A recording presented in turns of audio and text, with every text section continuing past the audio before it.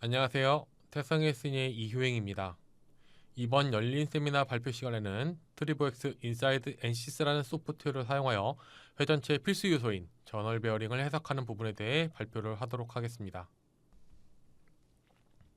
총 3가지 주제에 대해 소개하겠습니다. 먼저 간단하게 저널 베어링을 소개하고 저널 베어링 설계에 필요한 항목들을 설명드리겠으며 트리보엑스 인사이드 NCS에서 저널 베어링의 설계 변수를 어떻게 입력하고 출력할 수 있는지 영상으로 소개드리겠습니다. 마지막으로 앞서 설명드린 부분을 총괄하여 세부적인 특징을 살펴보도록 하겠습니다. 먼저 저널 베어링 간단하게 소개드리면서 설계 변수를 살펴보도록 하겠습니다. 저널 베어링은 여타의 베어링과는 다르게 구조가 단순하며 사용자의 필요에 따라 폭넓게 설계가 가능합니다. 또한 유체를 기본적으로 사용하기 때문에 낮은 마찰 개수와 감쇄 특성이 상당히 좋습니다. 이렇게 범용으로 설계가 가능하지만 베어링 설계 시 하중에 따른 유체 특성을 적절하게 반영해야 하며 윤활이 원활할 수 있는 작동 온도가 적절할 필요가 있습니다. 베어링 구조에 마모가 발생할 수 있기 때문에 사용 수명도 예측해서 적절한 정배 주기도 알아낼 필요가 있습니다. 저널 베어링 설계에는 크게 4가지 요소로 구분되며 베어링의 치수, 윤활의 특성, 베어링의 표면 가공 정도, 베어링의 기계적 특성입니다. 이러한 저널 베어링을 설계하고 검토를 하기 위해서는 가장 접근하기 쉬운 방법은 DIN이나 VDI 같은 가이드라인을 따르는 것입니다. 따라서 간단하고 빠르지만 필수적인 결과만 얻을 수 있고 복잡한 형상을 반영하거나 혼합 마찰은 불가능합니다. 다른 방법으로는 CFD와 같은 유체를 해석할 수 있는 소프트웨어를 사용하는 것입니다. 필수적인 결과 이외에도 세부적인 부분이나 유체 관성 효과도 부여 가능한 반면에 베어링 내부의 유체 간극이 상당히 좁기 때문에 격자에 많은 신경을 써야 하며 계산 시간 또한 짧지 않습니다. 유체만을 다루기 때문에 베어링 자체의 강성을 추출할 수 없습니다. 이러한 부분을 계산하기 위해서 나온 것이 트리보엑스라는 소프트웨어입니다. 앞서 언급된 부분들의 단점을 모두 개선하여 저널 베어링에 최적화되어 있는 솔루션입니다. 엔스시스 미케니컬에서 ACT로 사용할 수 있으며 확장성도 뛰어납니다. 이러한 트리보엑스 인사이드 NCS에는 미케니컬 환경을 그대로 사용하기 때문에 특화된 몇 가지 경계 조건과 결과를 출력하기 위한 도구를 제공해 줍니다. 이로 인하여 윤활된 저널 베어링을 간단하게 계산할 수 있으며 열에서뿐만 아니라 탄성과 감쇄를 추출하여 회전체 해석에 응용할 수도 있습니다.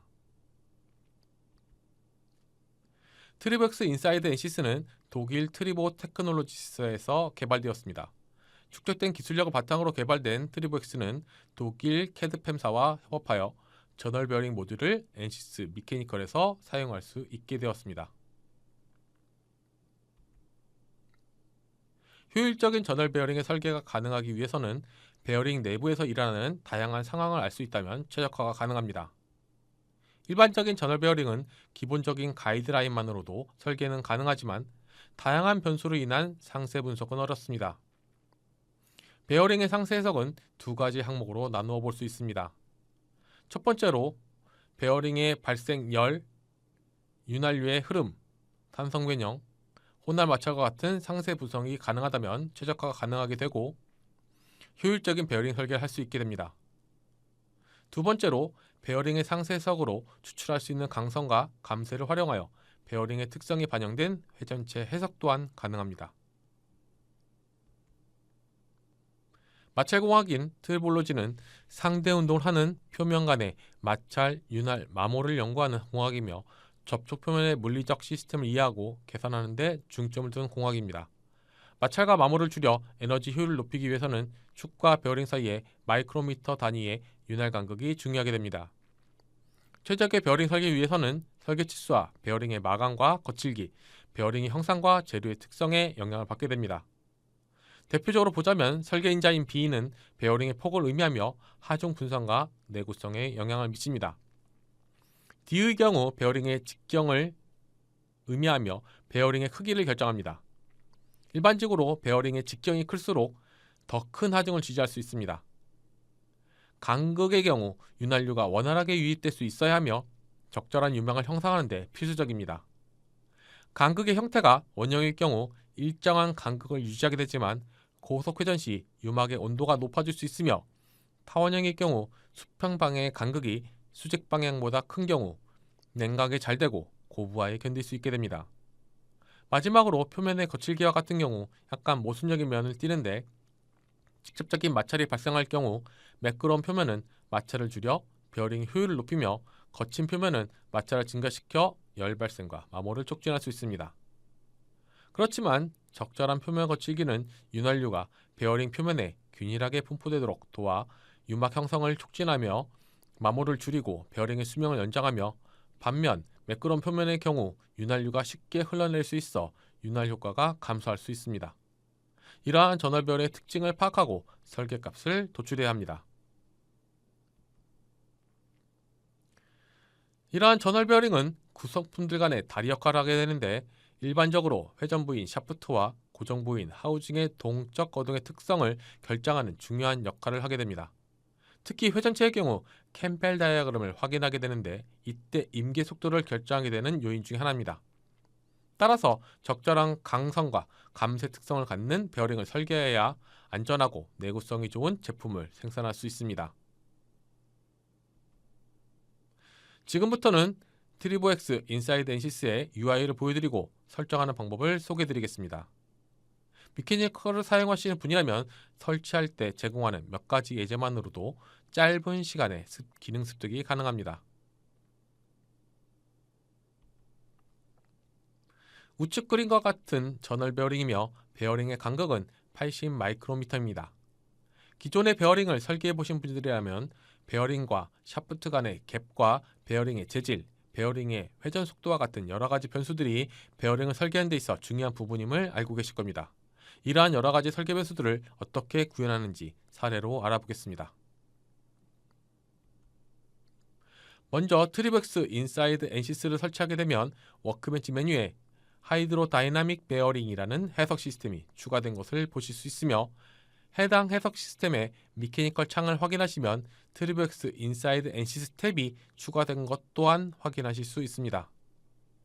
트리백스 인사이드 엔시스 탭 내의 메뉴는 크게 4가지이며 해석 설정, 계산, 후처리, 기타 등으로 되어 있습니다.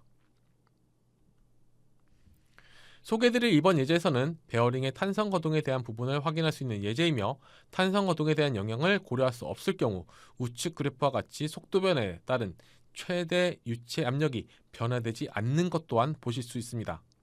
따라서 유연성을 확보하고 회전 속도에 맞게 윤활유의 압력이 적절하게 발생할 수 있도록 해야 합니다. 여러분들이 이해하기 쉽도록 기본적인 해석 시스템은 최대로 분리하였습니다.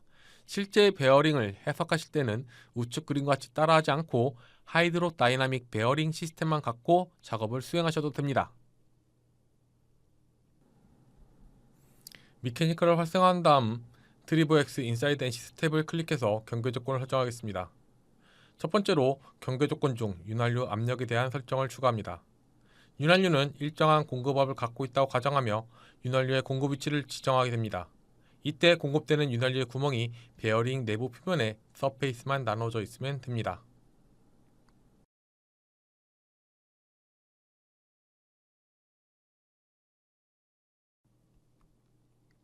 다음은 베어링 지오메트리 설정입니다.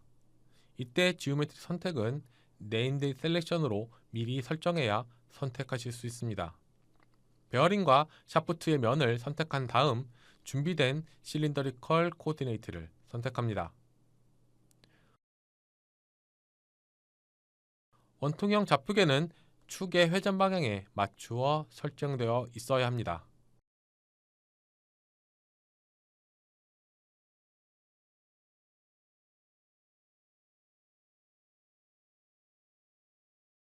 다음은 윤활유의 40도와 100도에서의 점도와 15도에서의 밀도를 입력해 주면 됩니다. 윤활유의 공급 온도도 설정하실 수 있습니다. 열 해석을 위해서 열 전도와 비열을 입력하실 수 있습니다. 마지막 경계 조건